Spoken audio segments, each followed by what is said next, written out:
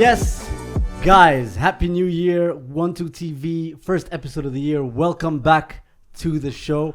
Saddam and I sincerely hope you enjoyed the festive fixtures. That is the whole of pretty much December up until now. I have thoroughly enjoyed them. I'm sure many of you have as well.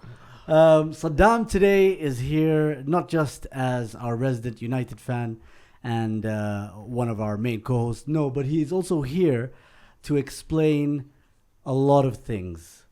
He is going to be our spokesman with the whole United situation. And apart from just reviewing the weekend's games, we're also going to talk about the mid-season review, our mid-season verdict so far. So welcome on to the show, guys. Don't forget to hit the like button. Leave your comments, by the way, in the live chat, and we're going to be going through them intermittently. And yeah, man, it's going to be a great show. I'm very psyched. Saddam, big news today. I thought we would be talking about football first and foremost. But to be honest, at United, there isn't much football to talk about. It's always the drama happening outside. You have sacked your manager. Well, what a shit show. What a shit show. And I think the press conference on last night after the game. Sunday, yes. Yeah. I think there was something there because Amorim specifically talked about, I think he was expressing or rather telling us what he was told to come and do and then what's actually happening. And I think there's like a difference in what he was promised and what is actually happening. And I think that was him now like telling us it's not my fault. You know what? Fair enough. I know you're happy. No, not really. You told me to let him cook. You told me Ineos is mad. He wasn't given the ingredients clearly. I came to the table. I smelled no smoke. Nothing was grilling. Okay. Nothing was marinated. What happened, bro? To be honest, I think this is Ineos' what? Third year? Is it? Third year? Yeah. And you know, they gave you a summer where they spent £240 million. But that's the thing though. It's they haven't let any manager finish the season since they came. True. Right? Yeah. Wait. I think I know where this is headed, and I want to take it back a bit. Okay. So Amorim clearly expressed a lot of frustration, right? The way he did that press conference, I completely understand. This is not the first time, صح? Do you think he was told, because he says this one thing, do you think he was told that you're going to be United manager and not just the head coach? And now he's just been told, actually, you're just the head coach. I think, yeah, clearly. Because before that, we never knew his exact role. We just knew he was a coach, right? Yeah, but do you believe him there? No, but the thing is, we have to. Do you? Why not? Like, why would someone come and say that I am the manager? I was told I am going to. This is what. Like, I don't personally listen. There's nothing for me that screams dishonest or disingenuous about Amorim. I don't think he's like a thug. I think Ineos is a thug. You think Ineos is a thug? So you believe Ineos? That's essentially what I was trying to lead you to. You believe Ineos, whatever, and Jim Ratcliffe and them guys, because he, for example, he said he was going to give him 3 years. Yeah. And you also, sorry, you don't believe them, but you believe... I believe Amorim. Amorim, yeah. Because Ineos has made mistakes before. Yeah. Okay. Mistakes in such a way that they came, right? This is the same Ineos that has been firing people while still spending money on firing managers. Like there's so many things the management has shown us to show that they're fishy.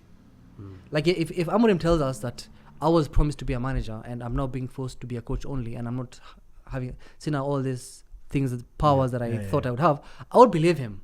Because first, as much as Amorim has been sacked, I don't blame him. Yeah. I don't think he is an awful manager or a coach. I don't think we saw a manager play a 3-4-3. So, mid-season, we told him, come. We didn't have a 3-4-3 team, right? Dallo, Malacia, Mazraoui, all these players are not a 3-4-3 kind of, like... You don't have the majority profiles. of the squad is not a 3-4-3 profile. Looking at our midfield, squad. Kobe Mainu is struggling in the system. Casemiro had to adapt in the system. Bruno is playing off position. Like, we never knew that all these things would work. The things that are working, it's like a miracle it's working. Bruno working in deep, it's something that we didn't think would come. So we saw this manager who was playing a 3-4-3. We told him, come, we'll give you 3 years. We'll back you. We will give you whatever you need. He was backed. He got Mbuemo, he got Cunha, right? To fit in his system. Those players fit in his system. But then again, also, they end up giving up on him again. Who give up on him? The management give up on the man. Like you got this guy. We believe in your ideas, right? Because remember, there was an issue. There's a story that Dan Ashworth left because he didn't believe in the back five or the 3-4-3 kind of system, right? Also, I mean, he also wanted Southgate. He also didn't think Amorim was the right guy, not just because he wanted Southgate, but because he literally told them what they now know very clearly, is you don't have a 3-4-3 squad yes, for him. Exactly. So it would take a lot of things. It would take a lot of investment. It would take a lot of time. Again, he said a lot of investment. And that's what Amorim said like maybe 2 weeks ago. He said for us to play in a proper 3-4-3, we will need investment. And I don't... remember, he was flying high in Portugal. He had won the league. He was top. He was unbeaten. He had beaten City in Champions League. He was, I think, second in Champions League. He had some very impressive performances. Like he was on the high. I wouldn't doubt my mind when these guys went to get him mid-season. They had to promise him all these things. We will give you this. We will give you time. You will be the manager, or maybe not exactly the word manager, because I feel like maybe that's also very specific in terms of like maybe not everyone really specifies manager as manager, right? Maybe he was promised you'll have a say in like such a things, and when you want a player, we get a player, right? And to be honest, from the time he came and for example yesterday, we've gotten rid of players that it was kind of difficult. I didn't think like Rashford, Garnacho, Sancho, all these players were problems even before him. Yeah, but there were also problems for him. Yeah. So he got rid of them. He was able to put us in a better position by getting rid of these players, right? I mean, net. Wait, sorry, just pause on that. Or you could think of it as the management really did bend quite a bit for him. They got rid of Rashford at a loss. They got rid of guys like Garnacho. Garnacho's... How much did you guys sign him? That's profit. He was from the academy. Yeah. All right. But still, those were big management decisions, right? The other issues that you guys have dealt with in terms of the squad, they've bent over quite a bit. That's not bending, bro. That's not bending. That's expectation. That's expected for any manager. When any manager comes to your team and there is a problem with the squads, this person is training poorly. No, I get that. Like that's normal. That's not bending. I'm just saying, like when you look at how, for example, someone like Rashford, when he goes from Man United to Barcelona, and he's one of their best players. But they're not signing him. He went to Aston Villa. They're not That's signing because him. They're poor. Don't compare. Oh, I guess Villa. You can compare yourselves. Aston Villa. What do you mean? See, they didn't. Aston Villa couldn't afford him. They couldn't afford him. They still sign players at his level. Huh? Wages they couldn't afford him. Anyway, like the way I look at it, right, is he's come into the Premier League, and he's like, no, I'm a 3-4-3 manager.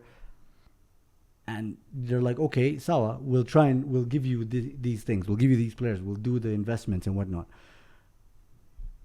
financially speaking, things can change very quickly, and the management looks at the level of investment.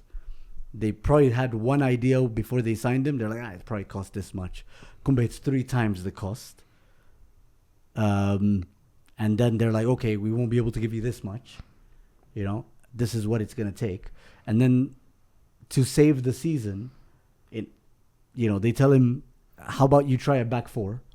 He does that. That's the thing that I see. The thing is, if he the does, moment we let directors dictate what a manager does, I think we've lost the plot. I think I need to hold you there just for a second. The guy called Wilcox, what's his name? Yeah. Name? Jason Wilcox, right? He's your technical director. Mm-hmm. I remember when Arsenal gave Edu broader responsibilities as technical director or sporting director, he said that in traditional clubs, the director shapes the style of play, right? Alongside the manager, shapes the style of play, the formation, the kind of squad building that they will do over the next 5 to 10 years. I think it was 5 years. Yeah, let me just say 5 years. So, from now until 5 years. So how are we going to look identity-wise? How are we going to look squad building-wise in terms of age profiles? How are we going to buy and how are we going to sell, right? And ultimately, how all these things are going to affect our style of play, right? So, apparently, when Wilcox had discussions initially around tactics and identity and so on, they were actually quite close. And things just kind of broke down up until now. So, I don't think, for example, the Leeds thing was the straw that broke the camel's back. He was being persuaded before. Yeah. This was the first time we had rumors. Apparently, the statement was posted on Google by United. Was posted on Google 9 hours before it had been official that United made the actual statement. Before it came out and on socials and whatnot. So I think this had been built up. But when you consider Jason Wilcox would have had conversations with Ruben Amorim, maybe even pressed him into trying a back 4 in certain games. And then you got that crucial win in a tough game against Newcastle, 1-0 away, 1-0 at home. And then right after, you switch. Second half. We switched second half and we were horrible. And yeah. Not even too long. Second half is true, actually. And then Wolves and Leeds, pretty much the same story. You take a step back and you don't really need to look at the finer details, because when you look at the finer details, you can get lost in the fabric, right? But you take a step back and you're like, okay, dude, we get it. You're a 3-4-3 manager. You have some semblance of 3-4-3 parts. But for this season, let's stick to the back 4 and get into the Champions League.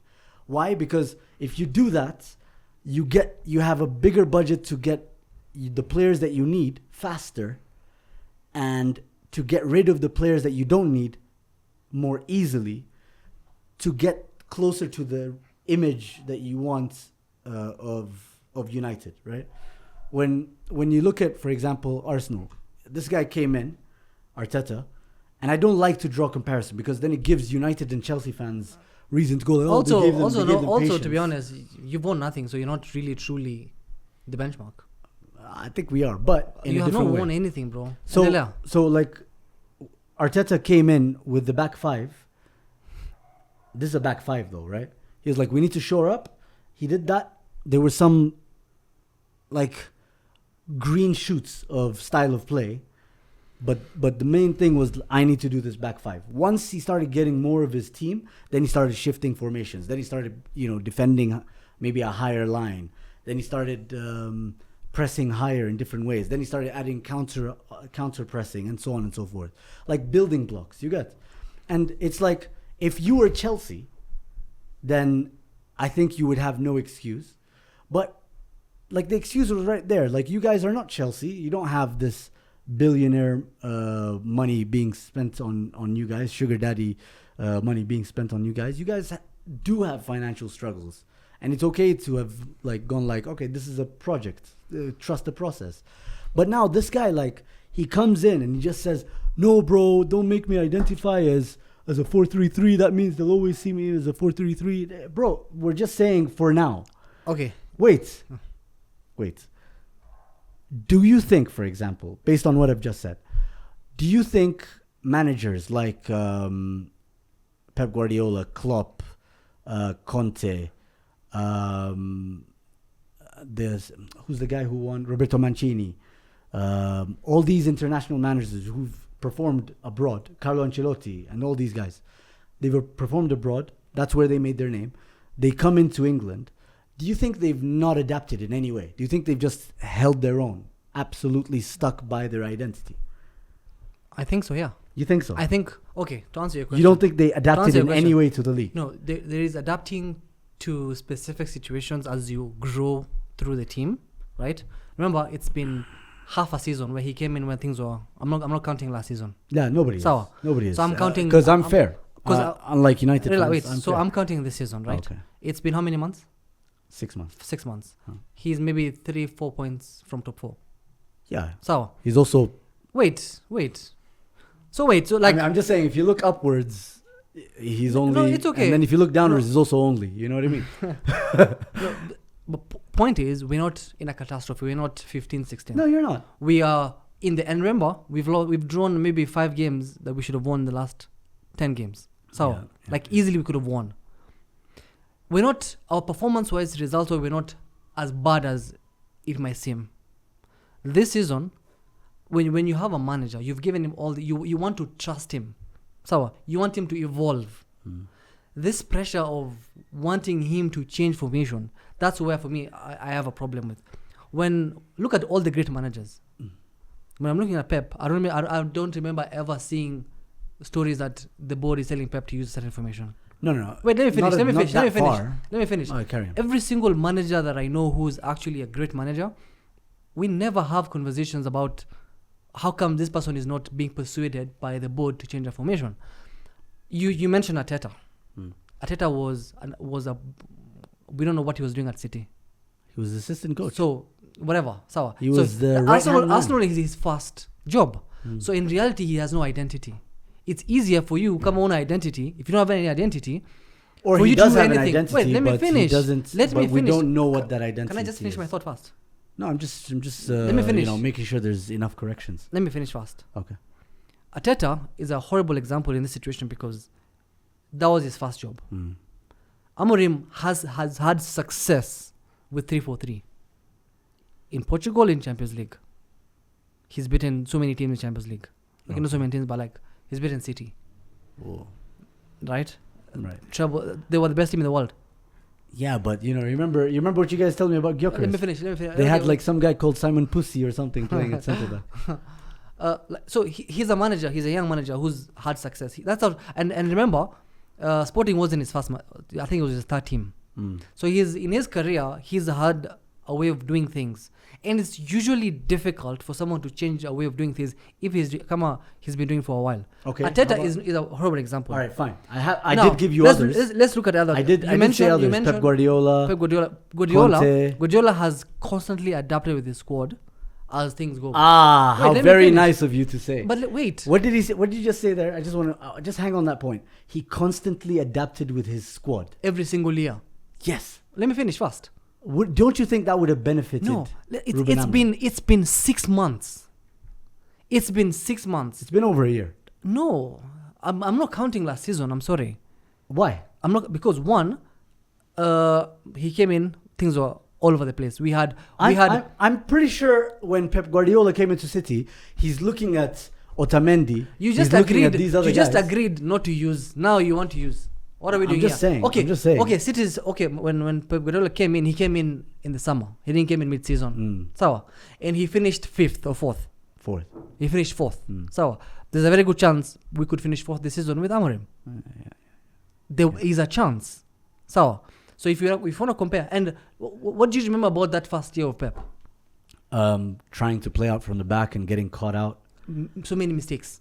Exactly. Trying to press high and getting caught out. This is what Amorim... Tactical mistakes that needed to be adapted. And that's the thing. It's only been 6 months. You want Amorim to completely transform his way of playing and with his squad for within 6 months, comparing him to great managers who've done it for within 2 years. How long did Arteta take for him to have an identity with his players? 3 years. why all of a sudden we have this much expectations on Amorim? Well, because it took Arteta 3 years to spend 250 million. You guys have spent it in one summer. So what?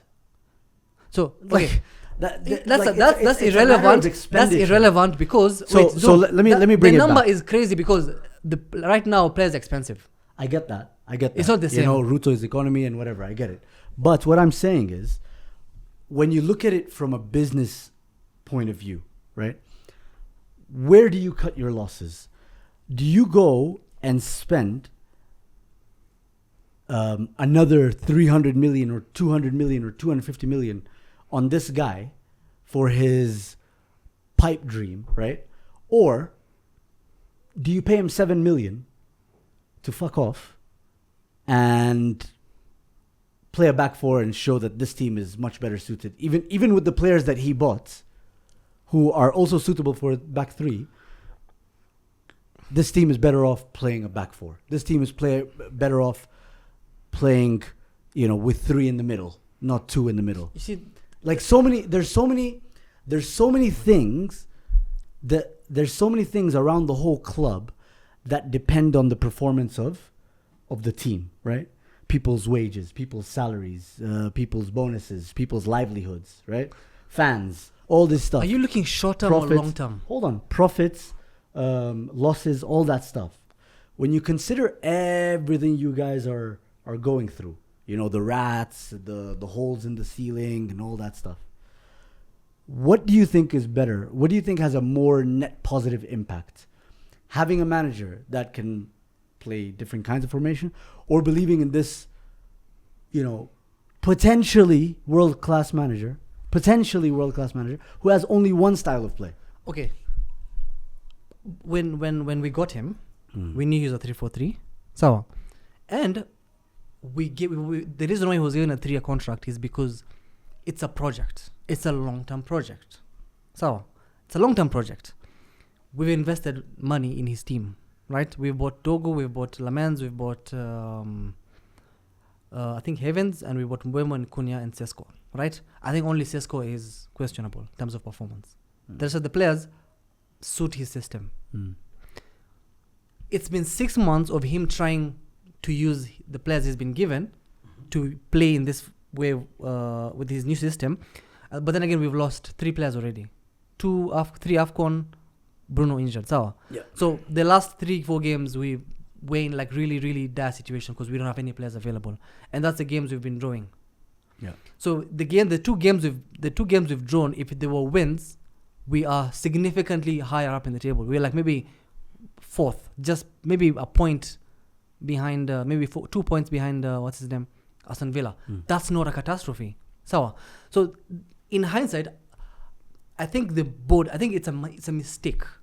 We want, when you're talking about the club depends on wins, I think our objective this season at Champions League qualification should be the success. I think qualifying for Champions League should be the ultimate goal. And then we were not so far off. Now we're in this situation again. It's like we've reset, and I don't think it's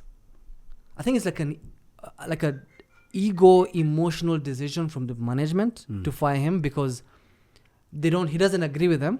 He said something over the weekend. Essentially called them out. I think he called them out, and I think the board reacted emotionally to fire him. In hindsight, the club is not for the last. I'm talking about this season. But at the same time, I thought we just agreed that it looks like they've been planning on firing him. Based on what? Not just based on last week, this weekend's results. Yeah, because we have absolutely ridiculous board. Wilcox telling the manager to be changing formation, and I think you should be doing this. Yeah. We've lost the plot. This manager. This is what he does. What's the point of getting a 3-4-3 manager and then telling him to put a back four? I mean, the thing is what? What's the point? Okay, another thing. I think you need to send a message to Nayim right now, because he's the one who bigged up the new structure. He was like, we got Omar Berrada from City. These guys know how to run things. This Jason Wilcox guy, he's also beef at Stewie Watts. And Ineos, are you mad? Now you guys are all pitchforks out and Ineos out. So where does the buck stop here now? What you're saying, obviously, Amorim is not at fault. That's what you're saying. I don't think it's at fault. So I is it think Ineos? Is it Wilcox and Barada, or is it still somehow the Glazers? I think it's the whole group, everyone on top, because it's a decision they've made altogether. I don't think it's one person who fires people, right? I don't know if Barada is involved in the decision making. I don't think maybe whoever. I'm Barada sure, is actually the one who brought him in. I think maybe Ineos. I think Radcliffe is the one who probably fired him under the advice of Wilcox and maybe Barada. But the essence is whether they collectively made the decision, so they should collectively take up the responsibility for the decision, which I think is not the right decision. Because now, what do you do next? Well, they've already said kind of what they're going to do next. They're going to hold out with Darren Fletcher. I mean, this is a great chance for his children. Fucking hell. They've done their debut. Now they get a run in the first team, bro. And listen, to be fair, it's not a bad. Like if you think it through, like just walk with me a bit. You have no money, right? You tell Darren Fletcher, we have no money. You have to play your kids. No, not the under 18s. Literally your kids. I don't think you need to tell him you don't have money he will play his kids. Yeah, and we will judge him on that. Yes, and including their friends, like the under 18s. I did you see the interview of Fletcher talking about United way of playing. Yes. And he's talking about, Man United should always be a counter-attacking team. We should have that threat in us. What bullshit. It's true. It's what we discussed, Juicy. And I told you that Sir Alex Ferguson won so many trophies by counter-attacking, especially against the big team. But you think that's what worked then. Imagine sitting right now, thinking about what worked 15 years ago is going to work today. That's impossible. Why not? What do you mean? That's impossible. What do you mean? Hold on. I can think of many teams that win like that. Tell me. Napoli for sure. They won a league title like that. How? In Serie A. In which league? 3 years ago, when they had Osimhen. Which league? Serie A. Okay, Antonio Conte with Chelsea. Jose Mourinho pretty much every single fucking time. Conte won when, which year? 2018. How many years ago? Or is it 2016, 2017? No, 9 years ago. It's still almost this 10 league. Years ago. You just asked me which league. I told you Serie A. I just said 15 years ago. I said things that have worked 15 years ago. They can still work now. You can't. Think about how people are being played at right now. Teams like, for example, we did it with Ole. Sorry, we did it with Ole. Ole, we were playing counter. And that got you your highest ever finish. No, not the highest ever. Second. We finished second with Ten Hag. So. No, you never finished second with Ten Hag. No. Yeah, you did with Ten Hag. We did finish second. Yeah. No, you finished second in the Carabao Cup once or FA Cup. Okay. Yeah. But I think that third was closer points than Ole because Ole was 18 points behind. It sounds. I think that was about the same. If you think about it. But pragmatic football has reaped rewards in so many different ways, in so many different leagues, and not just leagues. It should be. When Ole, listen, with the conversation we had here, Ole was beating teams that are when we were sitting back. Man City being one of them. Yes. So, PSG. And PSG. And we talked about, we were here. We were here. We were talking about it. And we said, counter-attacking should be part of your game, not your only game. And you cannot. So what you're telling me is I was right because what I said about Man United, the Man United legend said it, but the guy who started supporting United 2 years ago is suggesting that I'm wrong. Like, are you realizing the fallacy? You were right then. I was right then. No, listen. This is what they were. And listen, if you think about it, playing a back four with more midfielders for the right positions and the right profiles for those midfielders, like if you play a more pragmatic way, it would help you guys. Tell me a team. It would help you guys. Tell me a team for you the guys last could 5 help years. us take points. Tell me a team for the last 5 years. Tell me a team for the last 5 years. That's harsh. That's fucking ridiculous. So actually. no one team has done that 5 years. It's not harsh because there's only 2 teams that have won in the last 5 years. And and counter-attacking was not among their suits. No, I'm just saying it's a small sample size. Oh, by the way, sorry, Klopp had counter in him. Yes, he did. But that was never his way of playing. He wasn't his sole way of playing. It was a counter press. It wasn't a counter attack. No, but like he could counter attack you if you. No, he could. Of course, it's look in the same way. I get what you're saying. that counter-attacking football can be an identity, and at the same time, it can be an attribute. It can be a skill set. It could have been identity Zamani, not anymore. But really, like what you guys were, especially in big games, what I'm saying is, especially in big games, you guys were pragmatic. And your legend said it right now. Listen, I mean, he's the manager now. So. Ultimately, what I'm saying is, Darren Fletcher could be good for you guys. Budget-wise, he's never done anything. Play style-wise, he's won so many. He's never managed any. He's managed the under 18s. Any men's team, first team, never. They're under 18s. He's probably even worse than when you guys go to Arteta. No. At least we're still managing a main team. Arteta managed under 18s and under whatever. No, but like when you got him, he was an assistant manager. Anyway, let's bring it back. Let's bring it back because this is the food that's at your plate. So it's on your plate right now, and this is what you have to eat. But so he's not confirmed until summer. No, he is. He is confirmed. Not until. I mean, things could change until things. No, did you read the statement? No, I saw the statement. Okay. But when we interim, it does not guarantee. It's not like confirmed 6 months. You could easily bounce tomorrow. I just think, when just be happy because you have a Man United man. You just got rid of your United manager with one of the worst managerial records in United history, if I'm not mistaken. But I think it was bound to happen. I don't think the way we were going, even if you brought Pep, we would have those stats. I think the club was actually in decline. There's no question about it. I'm just saying, like I think this is a good thing because it did for me at the same. It could be worse for me at least. Like the players don't look like they were playing for him. It could be worse. It could definitely be worse. You could be Chelsea. Yeah, and you know what? You could be Tottenham. No, it could be Chelsea. Chelsea is worse. Are they below you guys? They are above us, I think. But so then it could be better. It could be worse because the manager quit Chelsea. Okay. Well, anyway, let's get some thoughts from the comments, guys. Let us know how you feel about the United sacking of Ruben whose fault Amorim. Is it? Let's see. Steve Barnes says, I have no idea. I don't know. Some justice for someone. I hope they get it.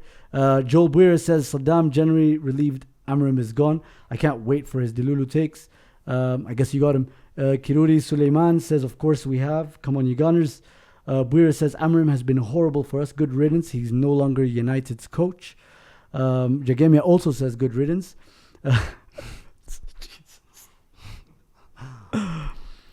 Odiambo says that hairline is a shambles, Saddam.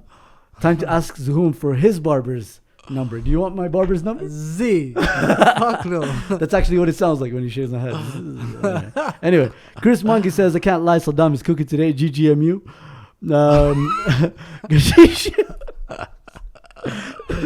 Saddam's hairline is set up in a 01102. I'm pretty sure somehow Ruben Amorim would know what to do with that. It's tough, man. It's tough. Abdul Jabbar says, ask Saddam if you'd take Arteta, would you? Assistant manager, yeah. Assistant manager, okay. To Darren Fletcher. She says, according to the Talk of the Devils, Fletcher is the best thing since sliced bread. Read in British. With an incredible eye for detail, especially around player attributes. Mashallah. Frank Majichafu says, Amorim deserved that sacking. I need Slot to leave, man. Oh, Liverpool fan wants Slot to leave. Let's go. Slot's in the sack race. So